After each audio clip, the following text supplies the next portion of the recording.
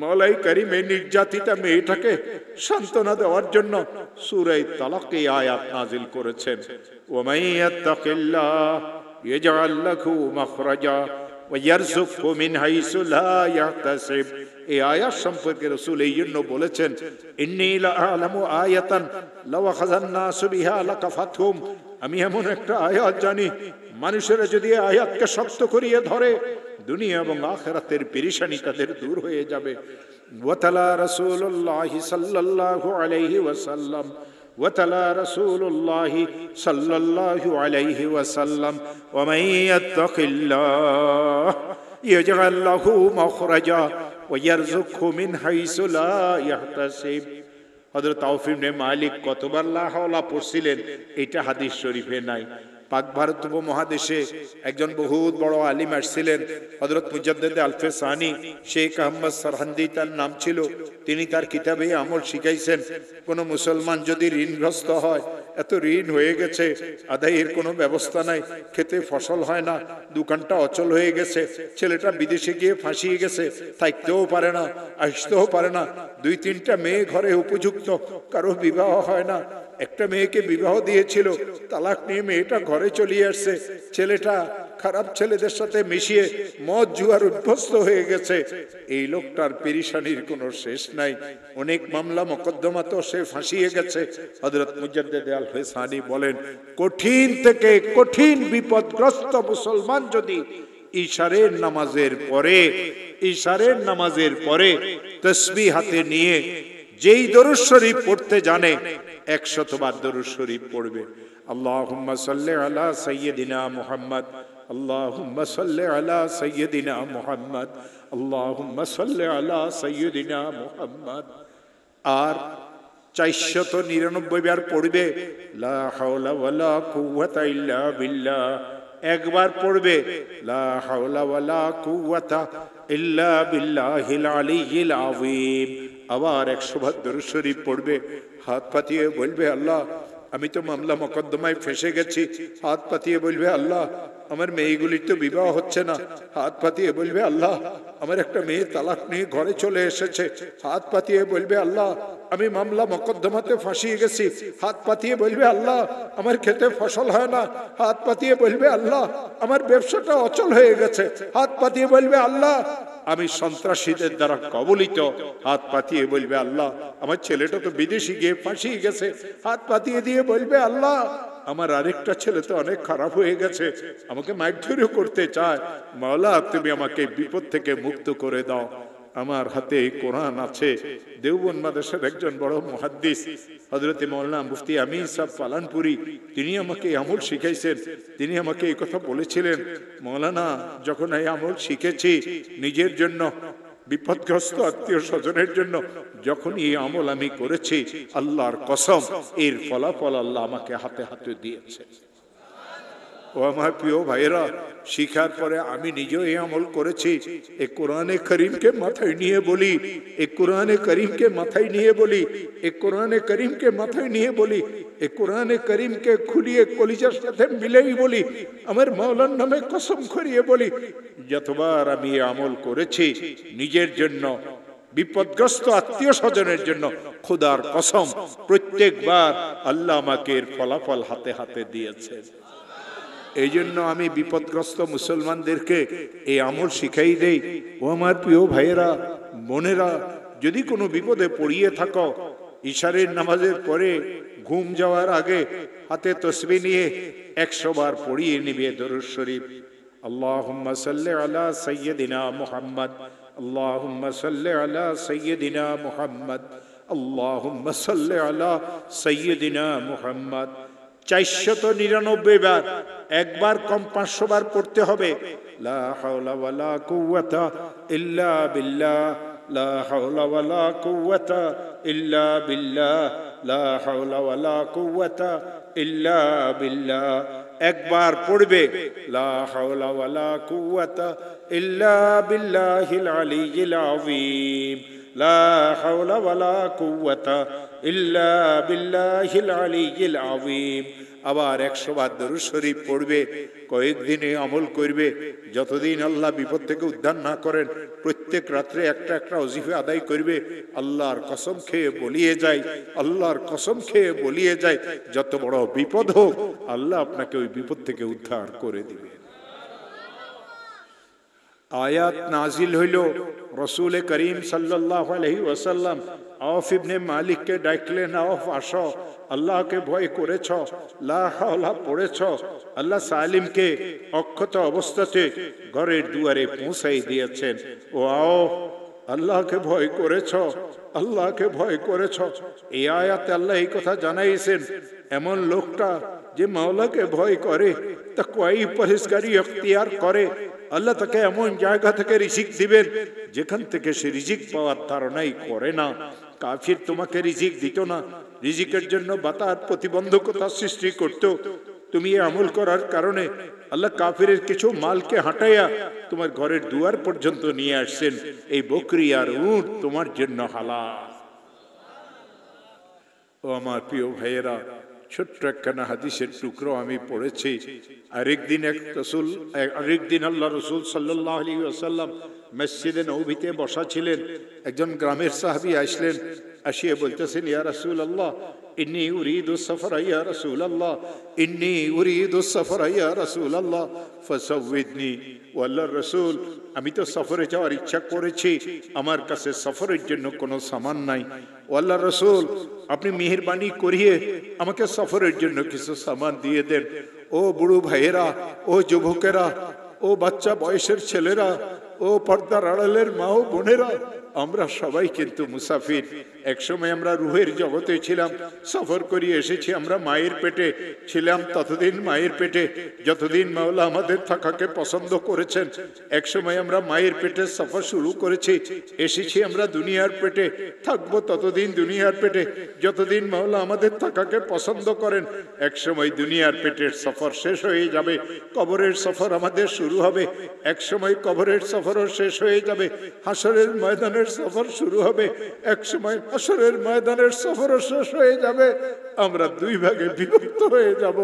ফারিকুম feel জান্নাতি ওয়া ফারিকুম ফিস সাঈর।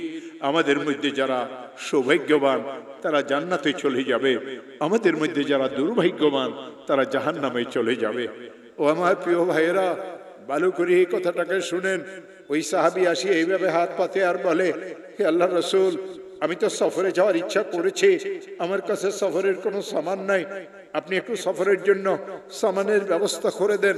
রাসূল চিন্তা করলেন, আমার এই সাহাবী আমার কাছে দুনিয়ার কোনো সামানের জন্য আসে নাই, দুনিয়ার সামান তো তার ঘরের লোকেরা তৈরি করিয়ে দিবে। সে সফরে যাবে, কাপড় চোপড় গোছানো আছে, খাবার দাবার দেওয়া আছে, টাকা পয়সা দেওয়া আছে, তার মা করে দিবে, তার বউ করে দিবে, তার মেয়ে করিয়ে দিবে, তার বোনে করিয়ে দিবে। ও আমার কাছে কেন আসছে? আমার সাহাবী আমার কাছে দুনিয়ার কোনো সামানের জন্য আসে নাই, আমার সাহাবী তো আমার কাছে দোয়ার জন্য এসেছে। ও রাসূল করিম সাল্লাল্লাহু আলাইহি ওয়াসাল্লাম সাহাবীকে দোয়া করিয়ে দিলেন, যাওয়াদাকাল্লাহু তাকওয়া। ও আমার আদরের সাহাবী, আল্লাহ তোমাকে তাকওয়া আর পরহেজগারির সামান দান করুক। ও আমার প্রিয় ভাইয়েরা, রাসূল তো হাজার হাজার দোয়া জানতেন, এই দোয়া কেন করলেন? অন্য দোয়া করলে কি অসুবিধা হইতো? মুহাদ্দিসিন লিখেছেন, ঈমানের পরে সবচেয়ে বড় সম্পদ হচ্ছে নেক আমল, তাকওয়া আর পরহেজগারি। রাসূল জানতেন আমার এই সাহাবীটা মুমিন, রাসূল জানতেন আমার এই সাহাবীটা মুমিন, তার প্রয়োজন তাকওয়া আর পরহেজগারি। এই জন্য রাসূল তার সাহাবীকে দোয়া করিয়ে দিলেন, যাওয়াদাকাল্লাহু তাকওয়া, আল্লাহ তোমাকে তাকওয়াই পরহেজগারির সামান দান করুক। সাহাবী দেখলেন রাসূলের মনের অবস্থা খুবই ভালো, চাইলে আরো কিছু পাওয়া যাবে। সাহাবী সামনের দিকে এইভাবে হাত পাতে আর বলে, ফাজিদনি ইয়া রাসূলুল্লাহ, হে আল্লাহর রাসূল, আমি তো অনেক দূরে যাব, সামান তো আমার কাছে কিছুই নাই, আপনি মেহেরবানি করিয়ে আরেকটু সামান বাড়াইয়ে দেন। আল্লাহ রসুল সাল্লাল্লাহু আলাইহি ওয়াসাল্লাম তার এই প্রাণপ্রিয় সাহাবীকে 2 নম্বর দোয়া করলেন, ওয়াগাফারা দামবাক, ওয়াগাফারা দামবাক, আল্লাহ তোমার গুনাহ খাতাকে মাফ করিয়ে দেখ, রসুল এই দোয়া কেন করলেন?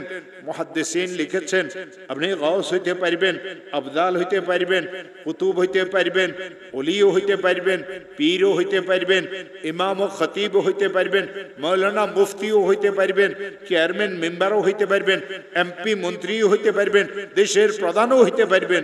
ও আমার প্রিয় ভাইয়েরা, সকলের জন্য জান্নাতে যাওয়ার শর্ত কেবল একটা। সকলের জন্য জান্নাতে যাওয়ার শর্ত কেবল একটা। সেই শর্ত হচ্ছে আপনার গুনাহ মাফ হওয়া। গুনাহ মাফ হবে, জান্নাতে যাবেন। গুনাহ মাফ হবে না, জান্নাতে যেতে পারবেন না। আপনার কোনো নেক আমলের দ্বারা আল্লাহ মাফ করুক, আল্লাহ তার মেহেরবানির দ্বারা মাফ করুক, আপনার কোনো তওবা ইস্তেগফারের দ্বারা মাফ করুক, কোনো নবী রাসূলের সুপারিশের দ্বারা মাফ করুক। মাফ পাওয়া জরুরি। মাফ পাবেন, জান্নাতে যাবেন। মাফ পাবেন না, মাওলানা সাহেব আপনিও না, পীর সাহেব আপনিও না, আপনি গাউস কুতুব ওলি আবদাল খতিব ও ইমাম, কেউ জান্নাতে যেতে পারবেন না। শর্ত কেবল একটা, আপনার গুনাহ মাফ হওয়া। ও আমার প্রিয় ভাইরা, এই জন্য রসুল তার সাহাবীকে 2 নম্বর দোয়া করিয়ে দিলেন, ওয়াগাফারা যামবাক, আল্লাহ তোমার গুনাহ খাতাকে মাফ করিয়ে দেখ। ও আমার প্রিয় ভাইয়েরা, এই মজলিসে আমরা অনেক এমন আছি, আব্বা আম্মা আমাদের কেউ নাই। এমন অনেক আছি আব্বা আছেন আম্মা নাই। এমন অনেক আছি আম্মা আছেন আব্বা নাই। আব্বা জানের যেদিন ইন্তেকাল হয়েছিল আমরা অনেক কেঁদেছিলাম, কাঁদাটাই স্বাভাবিক। ও আমার প্রিয় ভাইয়েরা, আপন জনদেরও কান্না ছিল, আত্মীয় স্বজনদেরও কান্না ছিল, পাড়া প্রতিবেশীদেরও কান্না ছিল, বন্ধু বান্ধবদেরও কান্না ছিল। এই কান্নাকাটির মাঝে মামারা যখন আব্বা জানের মৃত্যুর সংবাদ শুনিয়ে আমাদের বাড়িতে আসেন, মামাদেরকে জড়াই ধরে সেই দিন আমরা অনেক কেঁদেছিলাম। মামা তোমরা তো অনেক দূরে থাকো, আব্বা জান তো চলিয়ে গেলেন, আমরা তো অনেক ছোট, আমাদের দেখাশোনা কে করবে? আমাদের কান্নার কোনো শেষ ছিল না। এই কান্নাকাটির মাঝে ঘরের মধ্যে জোরে সোরে কান্না শুরু হয়। আপন জনেরা আব্বা জানকে উঠায়ে ঘরের বাহিরে আনেন। সবাই এই কথা বুঝে আব্বা জান আর কোনোদিন এই ঘরে প্রবেশ করিবেন না, চিরদিনের জন্য আব্বা জানকে এই ঘর থেকে বাহির করিয়ে নেওয়া হলো। আব্বাজানকে পর্দার পিছনে নিয়ে যাওয়া হয়, বড়ই পাতা দিয়ে গরম পানি করা হয়, সুন্নত তরিকা মতো আব্বাজানকে গোসল দেওয়ানো হয়। এক সময় আব্বাজানের গোসল শেষ হয়, আব্বাজানের শরীরটাকে মুছে দেওয়া হয়, পর্দাটাকে ফাঁক করিয়ে আওয়াজ দিয়ে বলে, গোসলের কাজ শেষ করেছি, কাফনের কাপড় বাড়াইয়ে দাও। এক সময় আব্বাজানের জন্য কাফনের কাপড়ও বাড়াই দেওয়া হয়, আব্বাজানকে সাদা কাফনের কাপড় পরাই দেওয়া হয়, আব্বাজানকে আতর কাপড় লাগাই দেওয়া হয়। এক সময় পর্দা খুলে দেওয়া হয়, আব্বাজানের লাশটাকে বাড়ির উঠানে আঙ্গিনাতে নিয়ে আসা হয়। চারিদিকে কান্না আর কান্না। ভিতরের থেকে মেয়েরা কাঁদে আর বলে, বাবাকে একটু ভিতরে নিয়ে আসো, জীবনের শেষ দেখা বাবার চেহারাটা দেখিয়ে নেই, বাবাকে তো তোমরা নিয়ে যাবে, আর কোনোদিন তো বাবাকে দেখবো না। মুরব্বীরা কাঁদিয়ে কাঁদিয়ে উত্তর দেন, তোমরা তার মাগফিরাতের জন্য দোয়া করো, তোমরা ধৈর্য ধারণ করো, তোমরা সবাই তাকে মাফ করিয়ে দাও। অনেক দেরি হয়ে গেছে, লোকেরা জানাজার জন্য এতক্ষণ অপেক্ষা করবে না। এই কান্নাকাটির মাঝে আপন জনেরা আব্বাজানকে কাঁধে উঠায় নেয়, আব্বাজানের লাশটাকে বাড়ির উঠানে আঙ্গিনা মসজিদের মাঠে, মাদ্রাসার মাঠে নিয়ে আসা হয়। ও আমার প্রিয় ভাইয়েরা, আজ আব্বাজানের জন্য চিরবিদায়ের একটা অনুষ্ঠান হবে। এরপরে আর আব্বাজানের জন্য জীবনে কোনোদিন কোনো অনুষ্ঠান হবে না। এই অনুষ্ঠানের নাম ইসলাম ধর্মে জানাজার নামাজ। এই চিরবিদায়ের অনুষ্ঠানের জন্য রাসূল আমাদেরকে একটা দোয়া শিখাইলেন। রাসূল এই দোয়া শিখাই বুঝাই দিলেন, ও আমার উম্মতেরা, আমার এই মুর্দার উম্মতের জন্য, তোমাদের এই মুর্দার আত্মীয়ের জন্য আমি রাসূলের থেকে ভালো কোনো দোয়া জানি না। আমি রাসূল যদি এর থেকে ভালো কোনো দোয়া জানতাম, তার চিরবিদায়ের অনুষ্ঠানের জন্য সেই দোয়াটাই আমি তোমাদেরকে শিখাইতাম। রাসূল কি শিখাইলেন? আল্লাহুম্মা গফির লি হাইয়িনা ওয়া মাইয়িতিনা ওয়া শাহিদিনা ওয়া গায়িবিনা ওয়া সগীরিনা ওয়া কবীরিনা ওয়া যাকারিনা ওয়া উনসানা। আল্লাহ আমাদের জীবিতদেরকেও মাফ করে দাও, আল্লাহ আমাদের মুর্দাদদেরকেও মাফ করে দাও, আল্লাহ আমাদের উপস্থিতদেরকেও মাফ করে দাও, আল্লাহ আমাদের অনুপস্থিতদেরকেও মাফ করে দাও, আল্লাহ আমাদের বড়দেরকেও মাফ করে দাও, আল্লাহ আমাদের ছোটদেরকেও মাফ করে দাও, আল্লাহ আমাদের পুরুষদেরকেও মাফ করে দাও, আল্লাহ আমাদের মহিলাদেরকেও মাফ করে দাও। এই দোয়ার পরতে পরতে রাসূল কেবল মাফ চাইলেন, মাফ চাওয়া শিখাইলেন। রাসূল বুঝাই দিলেন, ও আমার উম্মত, মাফ পাওয়ার থেকে, মাফ চাওয়ার থেকে বড় কোনো সম্পদ নাই। এই জন্য আল্লাহ রসুল তার প্রাণপ্রিয় সাহাবীকে 2 নম্বর দোয়া করিয়ে দিলেন, ওয়াগাফারা দামবাক, আল্লাহ তোমার গুনাহ খাতাকে মাফ করিয়ে দে। সাহাবী দেখলেন রসুলের মনের অবস্থা খুবই ভালো, চাইলে আরো কিছু পাওয়া যাবে। সাহাবী ভিক্ষুকের মতো এইভাবে হাত পাতে আর বলে, ফাজিদনি ইয়া রাসূলুল্লাহ, হে আল্লাহর রাসূল আমাকে আরেকটু সামান বাড়াই দেন, আমি তো অনেক দূরে যাব। আল্লাহ রাসূল সাল্লাল্লাহু আলাইহি ওয়াসাল্লাম তার প্রাণপ্রিয় সাহাবীকে 3 নম্বর দোয়া করলেন, ওয়ায়াসসারা লাকাল খায়রা হাইসুমা কুনতা, ওয়ায়াসসারা লাকাল খায়রা ওয়ায়াসসারা লাকাল খায়রা হাইসুমা কুনতা। ও আমার আদরের সাহাবী, তুমি যেখানেই থাকো না কেন, তুমি ঘরে থাকো, খেতে থাকো, দোকানে থাকো, মাঠে থাকো, রাস্তায় থাকো, গাড়িতে থাকো, পানিতে থাকো, আকাশে থাকো, দেশে থাকো, বিদেশে থাকো, হায়াতে থাকো, মৌতে থাকো, কবরে থাকো, হাসরের ময়দানে থাকো, আমি রাসূল তোমার জন্য দোয়া করিয়ে যাই, আল্লাহ যেন সর্বস্থানে ভালো জিনিসের অর্জন তোমার জন্য সহজ করে দে। ও আমার প্রিয় ভাইয়েরা, আমার রসুল সাহাবীকে 3টা দোয়া করেছিলেন। আমি আমার রসুলের ওয়ারিস হিসাবে, আমিও আপনাদের কাছে ওই 3টা দোয়া করিয়ে দিয়ে যাব। আমি আমাকে রসুলের ওয়ারিস কেন বলেছে?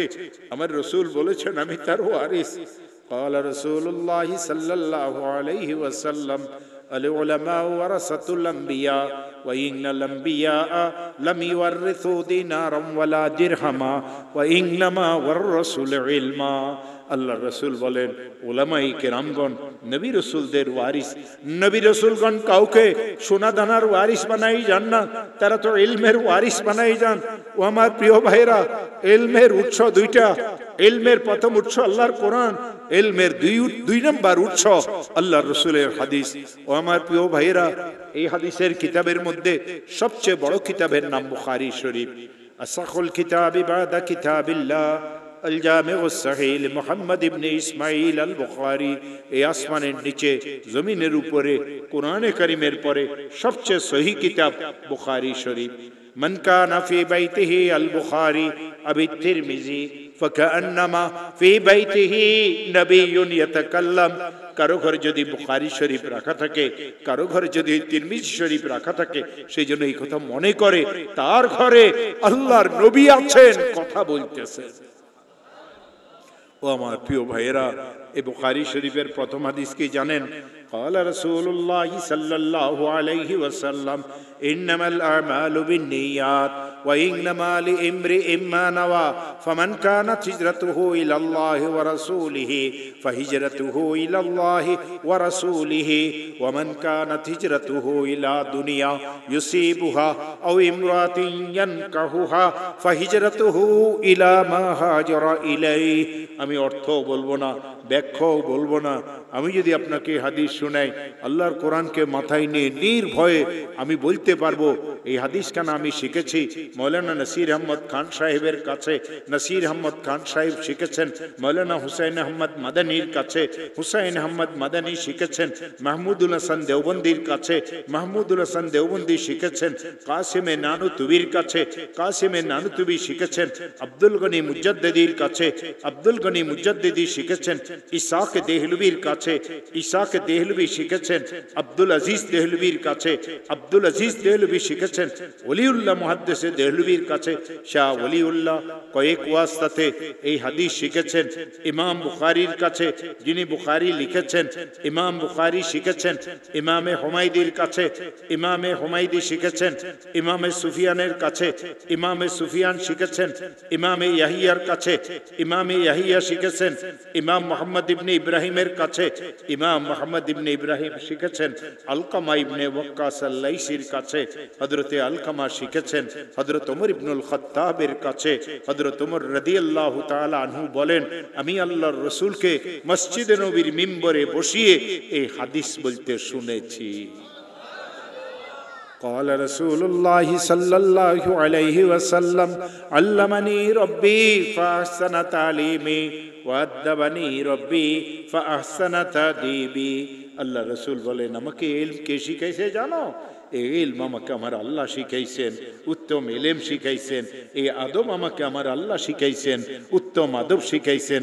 আল্লাহ ইলম শিখান, আল্লাহ আদব শিখান, আল্লাহ মুরুক্ষতা শিখান না, আল্লাহ বেয়াদবি শিখান না। এবার শুনেন ভাইয়েরা, আল্লাহ শিখালেন আল্লাহর রসুলকে, রসুল শিখালেন ওমরে ফারুককে, ওমরে ফারুক শিখালেন আলকামাকে, আলকামা শিখালেন মোহাম্মদ ইবনে ইব্রাহিমকে, মোহাম্মদ ইবনে ইব্রাহিম শিখালেন ইয়াহিয়াকে, ইয়াহিয়া শিখালেন সুফিয়ানকে, সুফিয়ান শিখালেন হুমাইদিকে, হুমাইদি শিখালেন ইমাম বুখারীকে, ইমাম বুখারী শিখালেন কয়েক ওয়াস্তাতে ওলিউল্লাহকে, ওলিউল্লাহ শিখালেন আব্দুল আজিজকে, আব্দুল আজিজ শিখালেন ইসহাককে, ইসহাক শিখালেন আব্দুল গনিকে, আব্দুল গনি শিখালেন কাসিমে নানুতুবিকে, কাসিমে নানুতুবি শিখালেন মাহমুদুল হাসান দেওবন্দিকে, মাহমুদুল হাসান দেওবন্দি শিখাইলেন হুসাইন আহমদ মাদানীকে, হুসাইন আহমদ মাদানী শিখাইলেন নাসির আহমদ খানকে।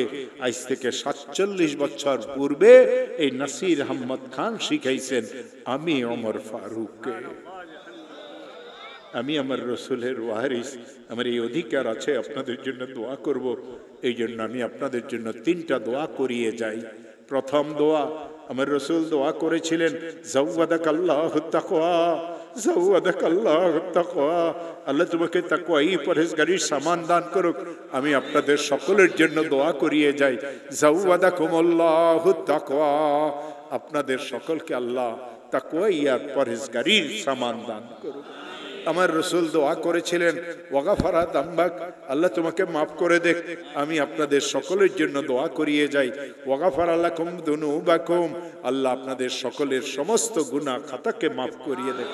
ও রাসূল 3 নম্বর দোয়া করেছিলেন, ওয়ায়াসসারা লাকাল খায়রা হাইসুমা কুনতা, আমি আপনাদের সকলের জন্য দোয়া করিয়ে যাই। আমার রসুলের অনুসরণে, রসুলের ওয়ারিস হিসাবে রসুলের অধিকার বলে, ويسر لكم الخير حيثما كنتم ويسر لكم الخير حيثما كنتم, আপনারা যে যেখানেই থাকেন না কেন আল্লাহ যেন ভালো জিনিসের অর্জন আপনাদের জন্য সহজ করে দেন। আমি আপনাদের জন্য 3টা দোয়া করলাম, আপনাদের কাছে একটা দোয়ার ভিক্ষা চাই যাইতেছি। যদি কখনো শুনেন ওমর ফারুক সন্দীপী চলিয়ে গেছে দুনিয়া থেকে, আল্লাহর কাছে শুধু এতটুকু বলিয়ে দিয়েন, আল্লাহ এক মজলিসে তো কিছুক্ষণের জন্য বসেছিলাম, আল্লাহ তাকে তুমি মাফ করিয়ে দাও। আপনাদের কাছে এই দোয়ার ভিক্ষা চাই, আপনাদের থেকে বিদায় নেই। সুবহান রাব্বিকা রব্বিল ইজ্জাতি আম্মা ইয়াসিফুন ওয়া সালামুন আলাল মুরসালিন ওয়ালহামদুলিল্লাহি রাব্বিল আলামিন।